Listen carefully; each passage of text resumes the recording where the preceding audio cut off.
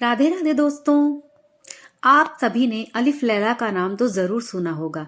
जी हाँ, ये एक बहुत ही प्रसिद्ध धारावाहिक आता था। आज से हम अलिफ लैला की कहानियों की शुरुआत करने जा रहे हैं। अलिफ लैला की कहानियां वाकई बहुत ही मजेदार और रोमांचक हैं। मैं आज से हर रोज आपके लिए अलिफ लैला की कहानियों की एक कड़ी लेकर आऊंगी। अगर आप लोगों को पसंद आए तो प्लीज कमेंट करके मुझे जरूर बताइएगा। इसकी कहानियां बहुत ही रहस्यमयी हैं। इसमें एक राजा होता है जो ये नियम बनाता है कि वो हर रोज एक लड़की से विवाह करेगा और सुबह उसे मरवा देगा।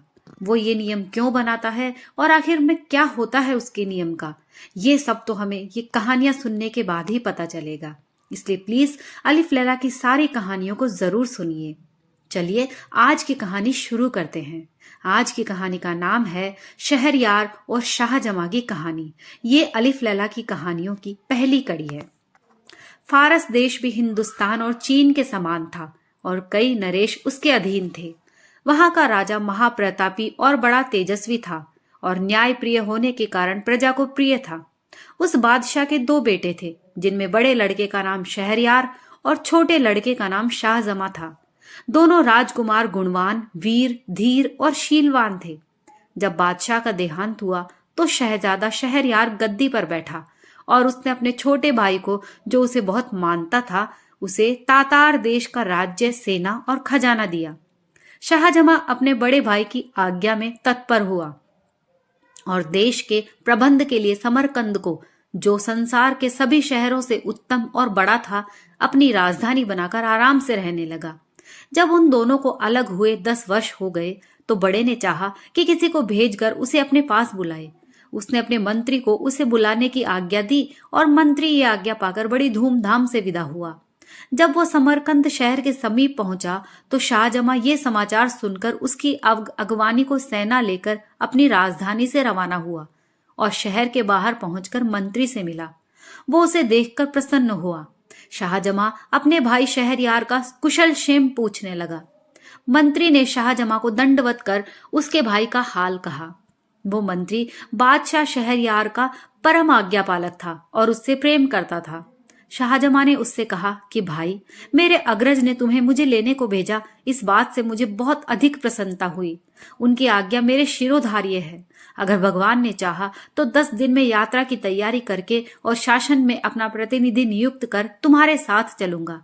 तुम्हारे और तुम्हारी सेना के लिए खाने पीने का प्रबंध सब यहीं हो जाएगा, इसलिए तुम इसी जगह पर ठहरो। इसलिए उसी स्थान पर खाने पीने की व्यवस्था कर दी गई और वे वहां रहे। इस अवसर पर बादशाह ने यात्रा की तैयारियां की और अपनी जगह अपने विश्वास पात्र मंत्री को नियुक्त किया। एक दिन शाम अपनी बेगम से, जो उसे अति प्रिय थी, विदा ली और अपने सेवकों और मुसाहिबों को लेकर समरकंद से चला और अपने खेमे में पहुंचकर मंत्री के साथ बातचीत करने लगा। आधी रात होने पर उसकी इच्छा हुई कि एक बार बेगम से फिर मिलाऊं।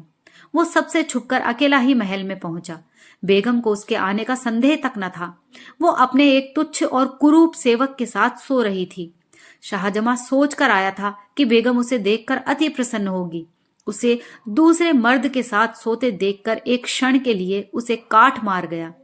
कुछ संभलने पर सोचने लगा कि कहीं मुझे दृष्टि भ्रम तो नहीं हो गया, लेकिन भली भांति देखने पर भी जब वही बात पाई तो सोचने लगा, ये कैसा अनर्थ है कि मैं अभी समरकंद नगर की रक्षा भित्ति से बाहर भी नहीं निकला और ऐसा कर्म होने लगा। वो क्रोधाग्नि में जलने लगा और उसने तलवार निकालकर ऐसे हाथ मारे कि दोनों के सिर कटकर पलंग के नीचे आ गए। इसके बाद दोनों शवों को पिछवाड़े की खिड़की से नीचे गड्ढे में फेंककर वो अपने खेमे में वापस आ गया। उसने किसी से रात की बात न बताई। दूसरे दिन सुबह ही सेना चल पड़ी। उसके साथ के और सब लोग तो हंसी खुशी रास्ता काट रहे थे, किंतु शाहजहां अपनी बेगम के पाप कर्म को याद करके दुखी रहता था और दिनों दिन उसका मुंह पीला पड़ता जाता था। उसकी सारी यात्रा इसी कष्ट में बीती। जब वो हिंदुस्तान की राजधानी के समीप पहुंचा और शहरयार ने ये सुना तो वो अपने सारे दरबारियों को लेकर शाहजहां की अभ्यर्थना के लिए आया। जब दोनों एक दूसरे के पास पहुंचे तो अपने अपने घोड़े से उतरकर गले मिले और कुछ देर तक एक दूसरे की कुशल क्षेम पूछकर बड़े समारोह पूर्वक रवाना हुए। शहरयार ने शाहजमां को उस महल में ठहराया जो उसके लिए पहले से सजाया गया था और जहां से उद्यान दिखाई देता था। वो महल बड़ा और राजाओं के स्वागत योग्य था। फिर शहरयार ने अपने भाई से स्नान करने को कहा। शाहजमां ने स्नान करके नए कपड़े पहने और दोनों भाई महल के मंच पर बैठकर देर तक बातचीत करते रहे। सारे दरबारी दोनों बादशाहों के सामने अपने अपने उपयुक्त स्थान पर खड़े रहे। भोजन के बाद भी दोनों बादशाह देर तक बातें करते रहे। जब रात बहुत बीत गई तो शहरयार अपने भाई को अतिथि गृह में छोड़कर अपने महल को चला गया। शाहजमां फिर शोक में आकुल होकर अपने पलंग पर आंसू बहाता हुआ लौटता रहा। भाई के सामने वो अपना दुख छुपाए रहा, लेकिन अकेला होते ही उस पर वही दुख सवार हो गया और उसकी पीड़ा ऐसी बढ़ गई जैसे उसकी जान लेकर ही छोड़ेगी। वो एक क्षण के लिए भी अपनी बेगम का दुष्कर्म भुला नहीं पाता था। वो अक्सर हाय हाय कर उठता और हमेशा ठंडी सांसें भरा करता। उसे रातों को नींद नहीं आती थी। इसी दुख और चिंता में उसका शरीर धीरे धीरे घुलने लगा। शहरयार ने उसकी ये दशा देखी तो विचार किया कि मैं शाहजमां से इतना प्रेम करता हूं और उसकी सुख सुविधा का इतना ख्याल रखता हूं, फिर भी सदैव ही इसे शोक सागर में निमग्न देखता हूं। मालूम नहीं इसे अपने राज्य की चिंता खाई जाती है या अपनी बेगम का बिछोह सताता है। मैंने इसे यहाँ बुलाकर बेकार ही इसे शोक संताप में डाल दिया। अब उचित होगा कि इसे समझा बुझाकर और उत्तम भेंट वस्तुएं देकर समरकंद वापस भेज दूं ताकि इसका दुख दूर हो सके। ये सोचकर उसने हिंदुस्तान देश की बहुमूल्य वस्तुएं थालों में लगाकर शाहजमां के पास भेजी और उसका जी बहलाने के लिए तरह तरह के खेल तमाशे करवाए। लेकिन शाहजमां की उदासी कम नहीं हुई बल्कि बढ़ती ही गई। फिर शहरयार ने अपने दरबारियों से कहा कि सुना है यहाँ से 2 दिनों की राह के बाद एक घना जंगल है और वहां अच्छा शिकार मिलता है, इसलिए मैं वहां शिकार खेलने जाना चाहता हूँ। तुम लोग भी तैयार होकर मेरे साथ चलो और शाहजमां से भी चलने को कहो, क्योंकि शिकार में उसका जी लगेगा और उसका चित्त प्रसन्न होगा। शाहजमां ने निवेदन किया कि मेरी तबीयत ठीक नहीं है, इस कारण मुझे शिकार पर जाने से माफ करें। शहरयार ने कहा, अच्छी बात है, अगर तुम्हारा यही रहने को जी चाहता है तो रहो, लेकिन मैं तैयारी कर चुका हूँ। मेरे अपने भृत्यों के साथ शिकार के लिए जाता हूँ। शहरयार के जाने के बाद शाहजमां ने अपने निवास स्थान के द्वार अंदर से बंद कर लिए और एक खिड़की पर जा बैठा। वहां से शाही महल का उद्यान दिखाई देता था। शाहजमां पुष्पों और पक्षियों के कलरव से अपना जी बहलाने लगा, लेकिन मकान और बाग की शोभा से जी बहलाने पर भी उसे अपनी पत्नी के दुराचार की कचोट बनी रहती। जब संध्या हुई तो शाहजमां ने देखा कि राजमहल का एक चोर दरवाजा खुला और उसमें से शहरयार की बेगम 20 अन्य स्त्रियों के साथ निकली। वे सब उत्तम वस्त्रों और अलंकारों से शोभित थी और इस विश्वास के साथ कि सब लोग शिकार पर चले गए हैं बाग में आ गई। शाहजमां खिड़की में छुपकर बैठ गया और देखने लगा कि वे क्या करती हैं। दासियों ने उन लबादों को उतार डाला जो पहनकर वे महल से निकली थी। अब उनकी सूरत स्पष्ट दिखाई देने लगी। शाहजमां को यह देखकर आश्चर्य हुआ कि जिन 20 को उसने स्त्री समझा था उनमें से 10 हबशी मर्द थे। उन 10 ने अपनी अपनी पसंद की दासी का हाथ पकड़ लिया। सिर्फ बेगम बगैर मर्द की रह गई। फिर बेगम ने आवाज दी, मसूद मसूद। इस पर एक रिष्ट पुष्ट हबशी युवक जो उसकी आज्ञा की प्रतीक्षा में था एक वृक्ष से उतरकर बेगम की ओर दौड़ा और उसका हाथ पकड़ लिया। उन 11 हबशियों ने 10 दासियों और बेगम के साथ क्या किया उसका वर्णन में लज्जावश नहीं कर सकूंगा। इसी भांति वे आधी रात तक बाग में विहार करते रहे। फिर बाग के हौज में नहाकर बेगम और उसके साथ आए 20 मर्द औरतों ने अपने कपड़े पहने और जिस चोर दरवाजे से आए थे उसी से महल में चले गए और मसूद भी बाग की दीवार फांदकर बाहर चला गया। ये कांड देखकर शाहजमां को घोर आश्चर्य हुआ। उसने सोचा कि मैं तो दुखी ही हूं, मेरा बड़ा भाई मुझसे भी अधिक दुखी है। यद्यपि वो अत्यंत शक्तिशाली और वैभवशाली है, फिर भी इस दुष्कर्म को रोकने में असमर्थ है। फिर मैं इतना शोक क्यों करूं? जब मुझे मालूम हो गया कि ये नीच कर्म संसार में अक्सर ही होता है, तो मैं बेकार ही स्वयं को शोक सागर में डुबोए दे रहा हूं। ये सोचकर उसने सारी चिंता छोड़ दी और साधारण रूप से रहने लगा। पहले उसकी भूख मिट गई थी, अब वो जाग गई। वो तरह तरह के स्वादिष्ट व्यंजन मंगाकर खाने लगा और संगीत नृत्य का आनंद लेने लगा। जब शहरयार शिकार से लौटा तो शाहजमां ने बड़ी प्रसन्नता पूर्वक उसका स्वागत किया। शहरयार ने उसे शिकार किए हुए बहुत से जानवर दिखाए और कहा कि बड़े खेद की बात है कि तुम शिकार पर नहीं गए, वहां बड़े आनंद की जगह है। शाहजमां बादशाह की हर बात का हंसी खुशी उत्तर देता था। शहरयार ने सोचा कि वापसी पर भी शाहजमां को दुख और शोक में डूबा पाएगा, लेकिन इसके विपरीत उसे प्रसन्न और संतुष्ट देखकर बोला, ए भाई, भगवान को बड़ा धन्यवाद है कि मैंने थोड़ी ही अवधि में तुम्हें प्रसन्न और रोग मुक्त देखा। अब मैं तुम्हें सौगंध देकर एक बात पूछता हूं, तुम वह बात जरूर बताना। शाहजमां ने कहा, जो बात भी आप पूछेंगे मैं अवश्य बताऊंगा। शहरयार ने कहा, जब तुम अपनी राजधानी से यहाँ आए थे तो मैंने तुम्हें शोक सागर में डूबा देखा था। मैंने तुम्हारा चित्त प्रसन्न करने के लिए अनेक उपाय किए, भांति भांति के खेल तमाशे करवाए, किंतु तुम्हारी दशा जैसी की तैसी रही। मैंने बहुत सोचा कि इस दुख का कारण क्या हो सकता है, किंतु इसके सिवा कोई कारण समझ में नहीं आया कि तुम्हें अपनी बेगम के बिछोह का दुख है और राज्य प्रबंध की चिंता है। किंतु अब क्या बात हुई जिससे तुम्हारा दुख और चिंता दूर हो गई? शाहजमां ये सुनकर मौन रहा, किंतु जब शहरयार ने बार बार यही प्रश्न पूछा तो वो बोला, आप मेरे मालिक हैं, मुझसे बड़े हैं, मैं इस प्रश्न का उत्तर ना दूंगा क्योंकि इसमें बड़ी निर्लज्जता की बात है। शहरयार ने कहा कि जब तक तुम मुझे ये ना बताओगे तब तक मुझे चैन नहीं आएगा। शाहजमां ने विवश होकर अपनी बेगम के कुकर्म का सविस्तार वर्णन किया और कहा कि मैं इसी कारण दुखी रहता था। शहरयार ने कहा, भैया, ये तो तुमने बड़े आश्चर्य की असंभव सी बात बताई। ये तो तुमने बड़ा अच्छा किया कि ऐसी व्यभिचारिणी को उसके प्रेमी सहित मार डाला। इस मामले में कोई तुम्हें अन्यायी नहीं कह सकता। मैं तुम्हारी जगह होता तो मुझे एक स्त्री को मारने से संतोष न होता, 1000 स्त्रियों को मार डालता। बताओ कि मेरे बाहर जाने पर यह शोक किस प्रकार दूर हुआ। शाहजमां ने कहा, मुझे ये बात कहते डर लगता है कि ऐसा ना हो कि ये सुनकर आपको मुझसे भी अधिक दुख हो। शहरयार ने कहा कि भाई, तुमने ये कहकर मेरी उत्कंठा और बढ़ा दी है। मुझे अब इसे सुने बगैर चैन न आएगा, इसलिए ये बात जरूर बताओ। विवश होकर शाहजमां ने मसूद, 10 दासियों और बेगम का सारा हाल बताया और बोला, ये घटना मैंने अपनी आंखों से देखी है और समझ लिया है कि सारी स्त्रियों के स्वभाव में दुष्टता और पाप होता है और आदमी को चाहिए कि उनका भरोसा ना करें। मुझे ये सारा कांड देखकर अपना दुख भूल गया है और इसलिए मैं निरोग और प्रसन्न चित्त दिखाई देता हूँ। ये हाल सुनकर भी शहरयार को अपने भाई के कथन पर विश्वास न हुआ। वो क्रुद्ध स्वर में बोला, क्या हमारे देश की सारी बेगमें व्यभिचारिणी हैं? मुझे तुम्हारे कहने का विश्वास नहीं होगा जब तक मैं खुद अपनी आंखों से यह न देख लूं। संभव है तुम्हें भ्रम हुआ हो।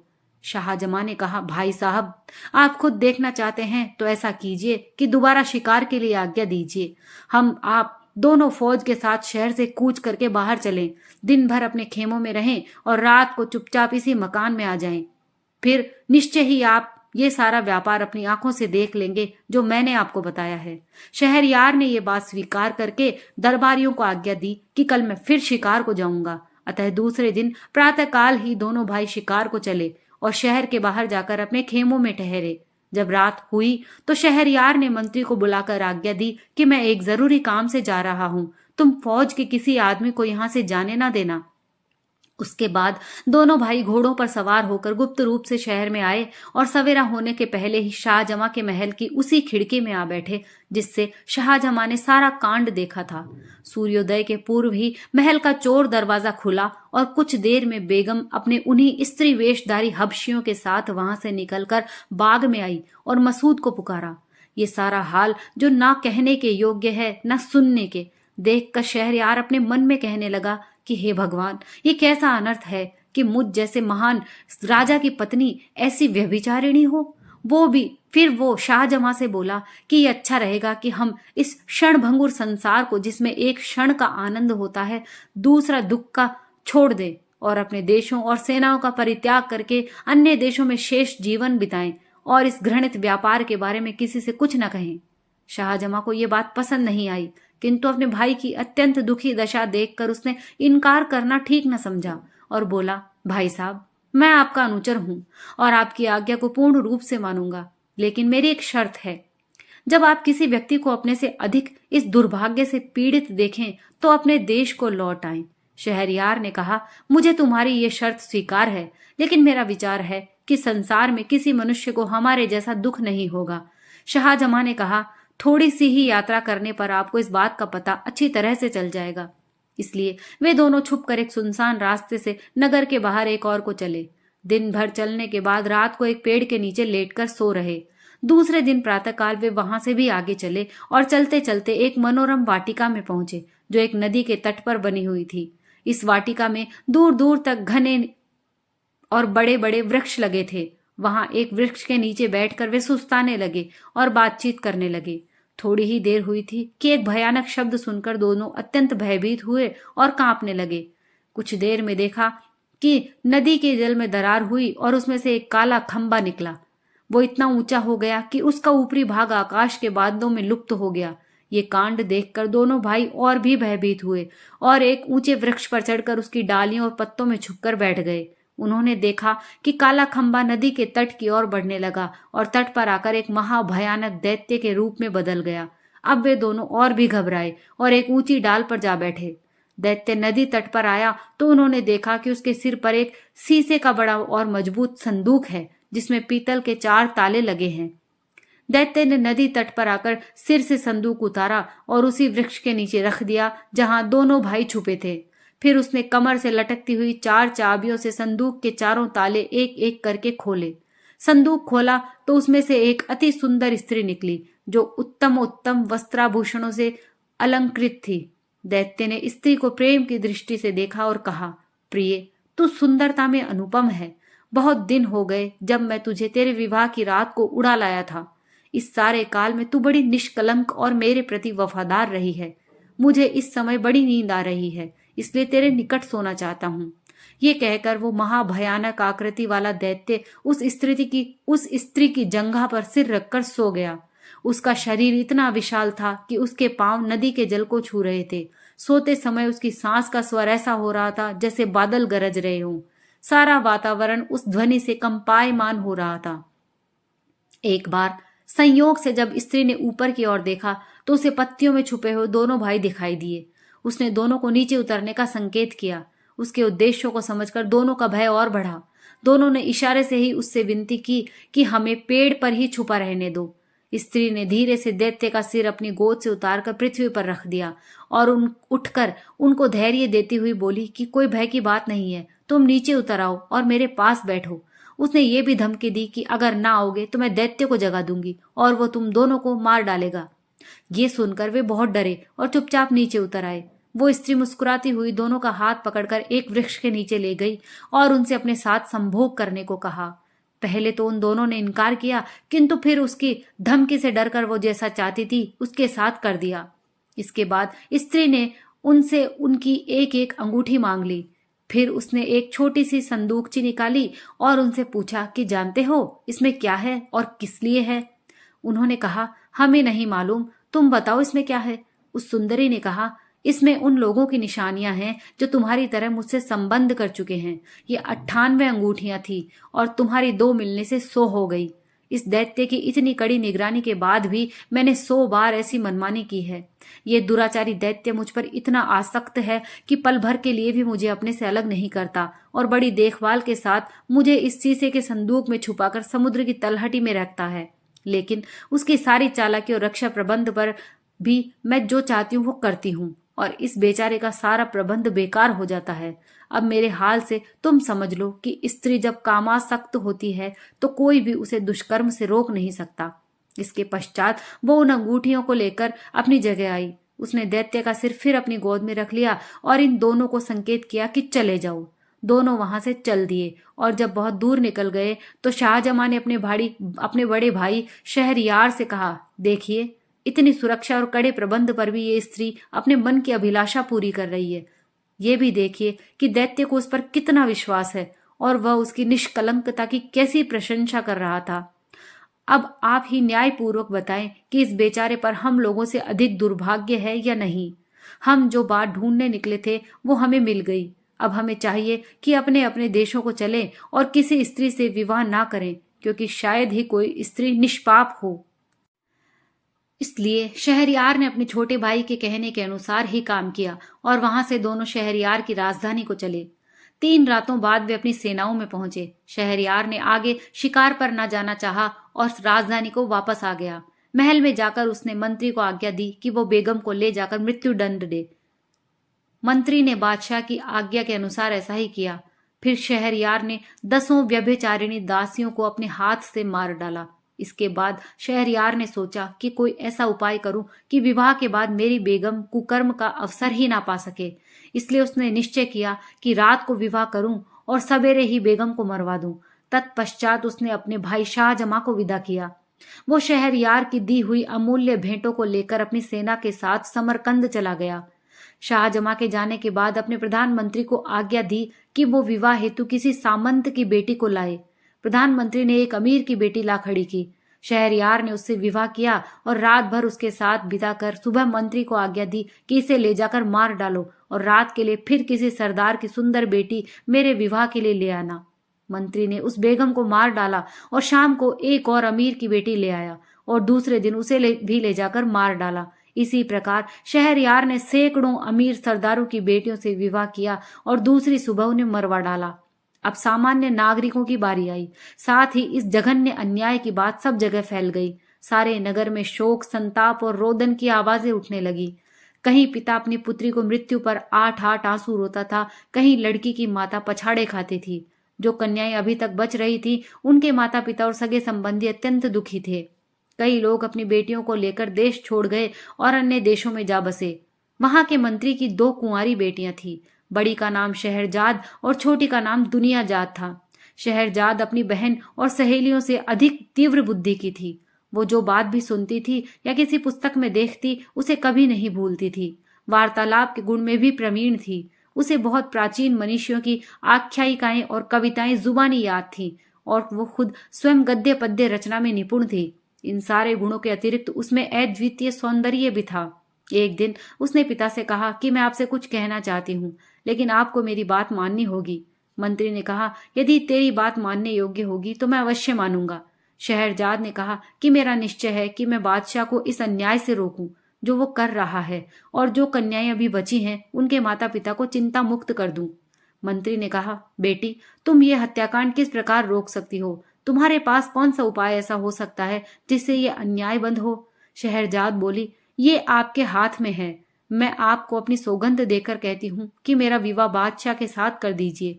मंत्री ये सुनकर कांपने लगा और बोला, बेटी, तू पागल हो गई है क्या जो ऐसी वाहियात बातें कर रही है? क्या तुझे बादशाह के प्रण का पता नहीं है? तू सोच समझ कर बात किया कर। तू किस तरह बादशाह को इस अन्याय से रोक सकेगी? बेकार ही अपनी जान गंवाएगी। शहरजाद ने कहा, मैं बादशाह के प्रण को भली भांति जानती हूँ, परंतु अपने इस विचार को किसी प्रकार न छोड़ूंगी। यदि मैं अन्य कन्याओं की भांति मारी गई तो इस असार संसार से मुक्ति पा जाऊंगी, और अगर मैंने बादशाह को इस अत्याचार से विमुख कर दिया तो अपने नगर निवासियों का बड़ा हित कर पाऊंगी। मंत्री ने कहा, मैं किसी प्रकार तेरी ये इच्छा स्वीकार नहीं कर सकता। मैं तुझे जानते बूझते ऐसी विकट परिस्थिति में कैसे डाल सकता हूँ? अजीब सी बात है कि तू मुझसे कहती है कि मेरी मौत का सामान ला कर दो। कौन सा पिता ऐसा होगा जो अपनी प्यारी संतान के लिए ऐसा करने का सोच भी सकता है? तुझे चाहे अपने प्राण प्यारे ना हो, लेकिन मुझसे ये नहीं हो सकता कि तेरे खून से हाथ रंगूं। शहरजाद फिर भी अपनी जिद पर अड़ी रही और विवाह की प्रार्थी रही। मंत्री ने कहा, तू बेकार ही मुझे गुस्सा दिला रही है। आखिर क्यों तू मरना चाहती है? क्यों अपने प्राणों से इतनी रुष्ट है? सुन ले, जो भी व्यक्ति किसी काम को बगैर सोच विचार के करता है उसे बाद में पछताना पड़ता है। मुझे भय है कि तेरी दशा उस गधे की तरह ना हो जाए जो सुख से रहता था किंतु मूर्खता के कारण दुख में पड़ा। शहरजाद ने कहा, ये कहानी मुझे बताइए। मंत्री ने उसे कहानी सुनाई। दोस्तों, अलिफ लैला की कड़ी की ये पहली कहानी यहीं समाप्त होती है। अगर आपको पसंद आई हो तो प्लीज कमेंट करके मुझे जरूर बताइए, ताकि आने वाले अगली कड़ियां मैं आप लोगों के लिए लेकर आ सकूं। अगर आप चैनल पर नए हैं तो प्लीज चैनल को सब्सक्राइब कर लीजिए, क्योंकि मैं रोज यहाँ पर आपके लिए अच्छी अच्छी कहानियां लेकर आती हूँ। कहानी सुनने के लिए आप सभी का बहुत बहुत धन्यवाद।